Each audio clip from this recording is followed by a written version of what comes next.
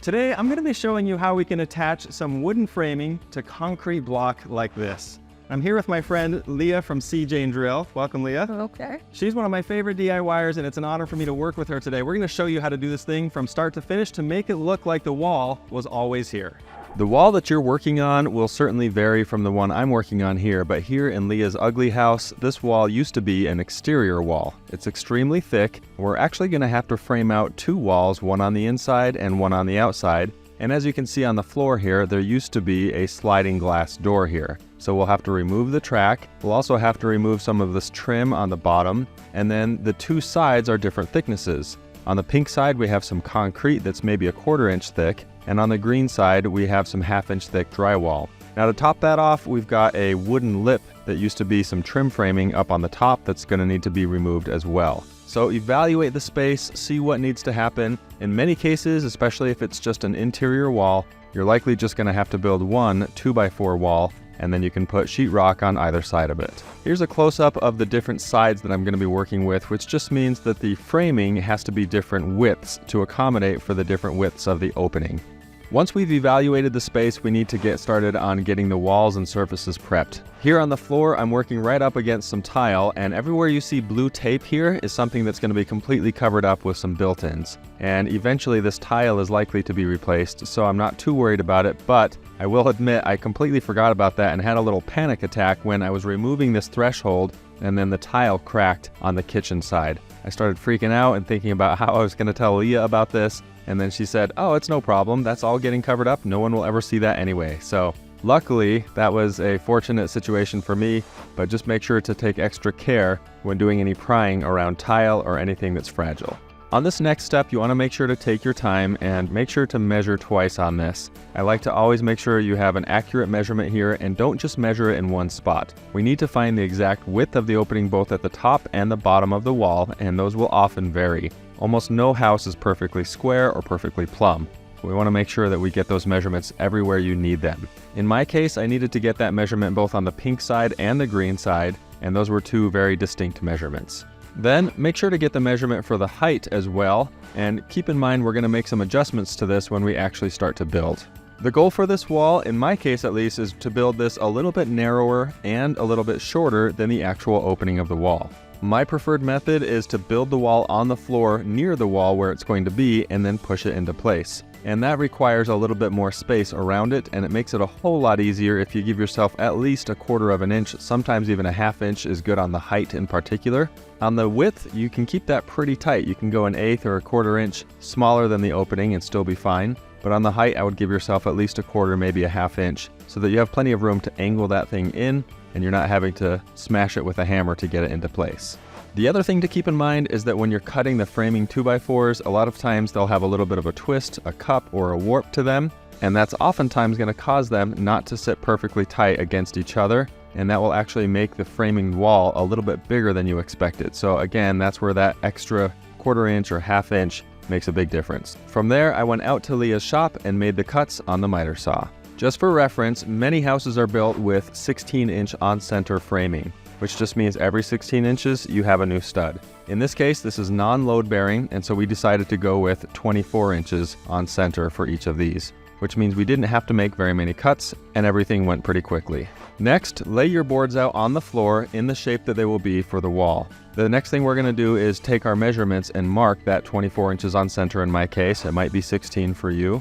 And whether you're doing 16 or 24, you'll notice that there are little indicators on the tape measure itself as to where each of these should be. Most tape measures will have a red mark for the 16-inch on center. Whatever is 16, 32, 48, they're going to always have that in red. And then for the 2-foot mark, you may have a different indicator there. It could be a black outline, or they may not have any mark at all. But in any case, we're going to start at one end, mark our increments, whether that's 16 or 24, and then take a speed square and draw the line all the way across. Then after that, use a red X on the side of the line that the 2x4 will go on.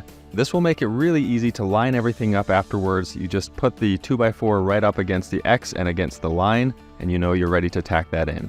If you're just doing a smaller wall like this, you can absolutely just use some screws to do the job as well. That way you don't have to get out a compressor or a nail gun, the oil, anything like that. If you are using a pneumatic nail gun like the one I'm using here, just remember to put a drop of oil in there each time you use it, and that will help keep everything lubricated properly, and it helps that piston that drives the nail in to stay fresh and not to seize up on you at any point. And of course, it was about this time that I realized I forgot to trim off a little piece of this pink trim here. So we got out a multi-tool or an oscillating saw and then chopped that right off. Because I know I'm going to put some 1/2-inch drywall on this, I used my combination square to set a 1/2-inch depth, and then I was able to trace that line on the pink side all the way down, and that's where I know the front of my 2x4 stud wall needs to sit. Fastening your wall to the floor is going to be different for everybody's situation. In my case, we were going to put this directly on the tile, so we decided to use some liquid nails, some pretty strong adhesive here, to be able to apply right onto the floor, and then we would slide the wall right on top of that to create a good seal there. From there, I could push the wall into place and then set it at that 1/2-inch depth that we showed earlier. I took my time here to make sure that I got everything exactly in place because we want to make this as easy as possible on us for the next step, which is hanging the drywall. In the background here, you can see my buddy Mitch from Goodly Earth. You can see that he's actually getting all the trim painting done, and he's amazingly talented at this and has done thousands of houses. So he's getting that green room ready to be transformed into a nice modern color. In addition to the glue that's on the floor, I'm using a masonry bit to drive right into the tile underneath and the concrete underneath that, and then I'm going to use some Tapcon screws to hold everything in place. Now, Tapcon screws are super familiar. Tapcon screws are really commonly used for anything having to do with masonry or concrete, and they do a great job because of their threads and the material they're made out of to hold everything in place. In many situations, if you're just doing this on an interior wall, you'll probably have framing that you're working up against in all cases, and you can just use some traditional nails or some wood screws to fasten everything into place. Now again, because my walls weren't straight, here on the side wall I actually had to use a clamp to try to pull the wall in as close to that line as I could get it, and we're going to have a little bit of makeup to do essentially here.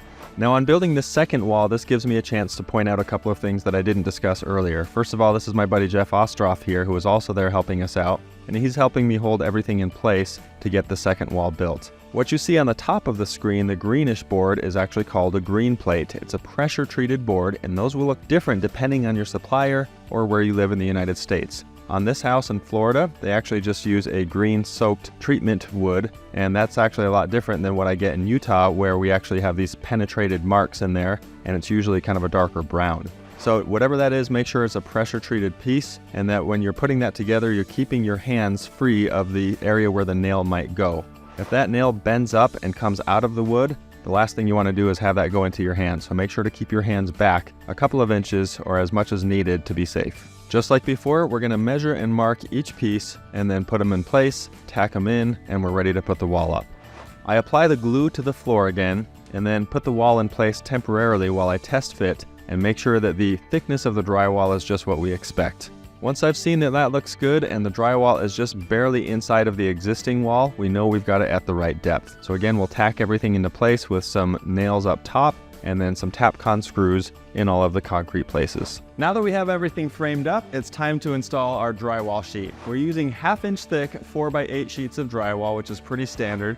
And we're gonna use a T-square here. We're gonna need a pencil to mark everything, a nice sharp blade like this, our drywall screws, and in this case we're using 1" and 5/8 drywall screws. And then this is one important thing here. This is a specialty bit that's used for driving drywall screws. And as you can see, it will stop itself. It only goes so deep. This ring here is to make sure it sits flush and that the screw goes just to the right depth inside the drywall. The drywall on this is pretty simple. All I really have to do is use my T-square here and then score the back or the front, snap it off at the right length, and then I'm ready to install it. Now there are a few tips to keep in mind when you're installing drywall. Number one, by code you need to make sure to lift it up off the ground. I couldn't find a drywall lift, and so I was just using another sheet of 1/2-inch drywall, a little strip that you see at the bottom here, to keep it up off the ground. And that's to prevent moisture from getting wicked into the drywall if you have a spill on the carpet or the floor or anything like that. Then using drywall screws, I'm using 1 5/8 drywall screws here. I'm going to apply those drywall screws about every foot, sometimes every 9 or 10 inches, as many as you see fit there, but make sure to err on the side of overdoing it rather than doing too few.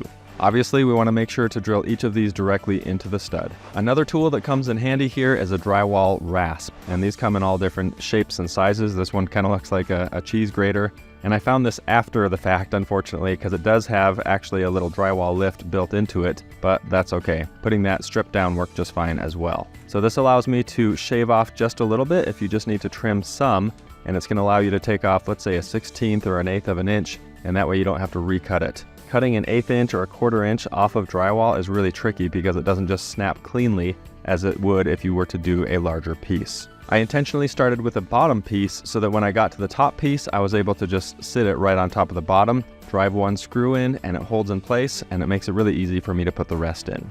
Now everything's looking good here, but I didn't want to do all the work. I had to save something for Leah, of course. So what we've got arranged is Leah is going to show you exactly how to do all of the mud, the tape, get it looking like a regular wall.